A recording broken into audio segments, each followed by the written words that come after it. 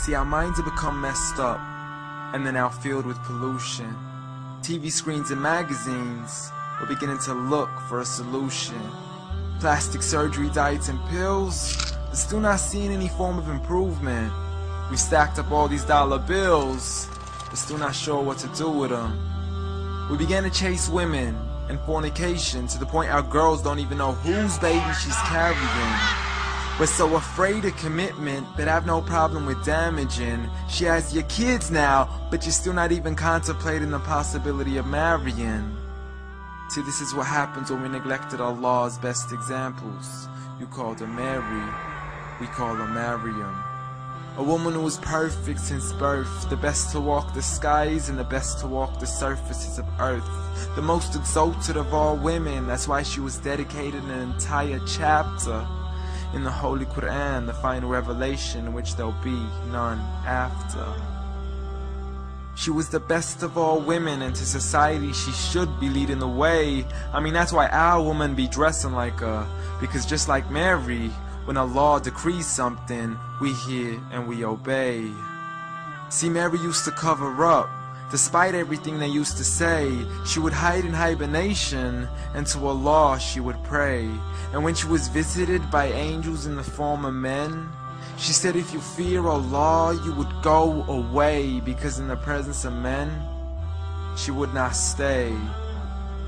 But anyways, today we're taught to be against segregation, before in support of all forms of liberation. To free yourself from the clothes that only lead to your degradation. Why do you gotta cover your face for? We gotta see your identification. But little do they know her identity's right there. A woman who fears Allah and commits to her religious obligations. See, I respect all women too, because that's what my religion teaches. To lower your gaze when you're walking, there's no need to check out every second woman's features. There's no need to even shake another woman's hand, because in reality, there's only one reason why a guy would be pleased to meet you. And you could go ahead and deny it, but don't blame me for stating the obvious. When the pornographic industry is worth billions, you still don't see where the problem is? Sex is embedded into society to the point we'll exploit it to merely sell a car. So you can act like this is all new to you, but you know for a fact how innocent we really are. I mean, just look at the simplistic way we're taught to dress. It's like if you dress less, then you're destined for success. You then force your women into heels and have the nerve to say that we oppress. You got it to dress up tightly, like it's an opportunity. But every time we lose our minds, it's like, see what these ladies do to me? But I'm not blaming it on the women, because we too have responsibility. Prophet Muhammad ﷺ said, the best of men is he who is best in his character, and the best of them is he who is best to his lady after he married her.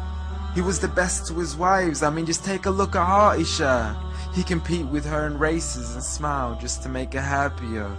So when you do marry, do so with the intention of paradise is where you plan to carry her. But before you plan to carry her to the altar, maybe you should alter your decision. Because if the only reason you're marrying her is for the outside, then realize you're going to be locked inside of a prison.